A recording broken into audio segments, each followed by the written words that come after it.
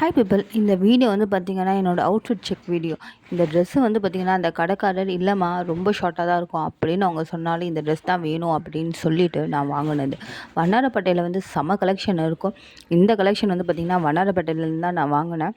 So தைக்கும் போது வந்து பார்த்திங்கன்னா ஓகே அப்படின்ற மாதிரி தான் இருந்தது.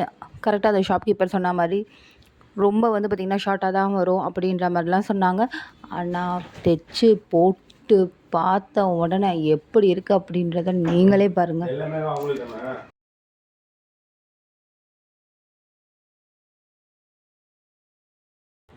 ஓகே,